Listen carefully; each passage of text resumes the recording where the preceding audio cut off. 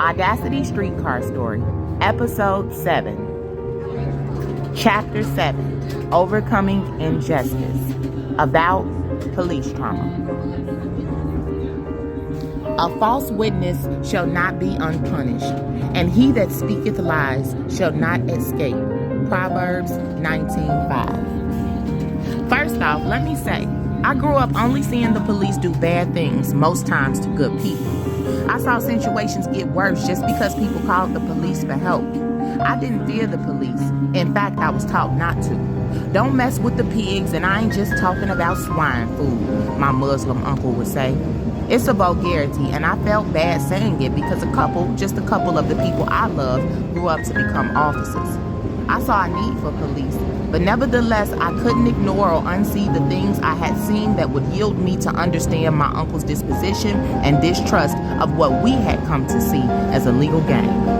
Two of my earliest memories of police interactions were when I had an officer play officer friendly with me and take me to the hospital. I only saw my parents one time through a small basement-sized window that showed just a glimpse of the outside. I remember this one officer that we nicknamed Officer Fine because according to the block girls, he had a resemblance to Morris Chestnut. He told me, there's 1,000 laws on the book, and at any point in time, we can pick one as a reason to lock you up. I had a habit of speaking up on behalf of the brothers, mostly my cousins who were being harassed by the police and told to move around. I would often say, can you enjoy your neighborhood without being harassed by the police and told to move around?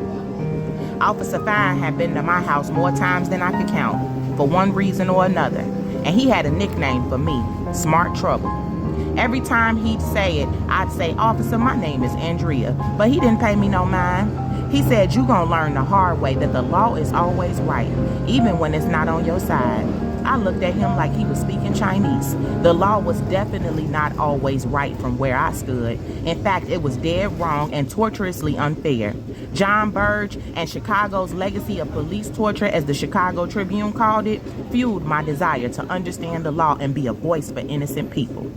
I felt like it was my duty to expose and prosecute bad police officers because I knew that if people saw just a bit of the little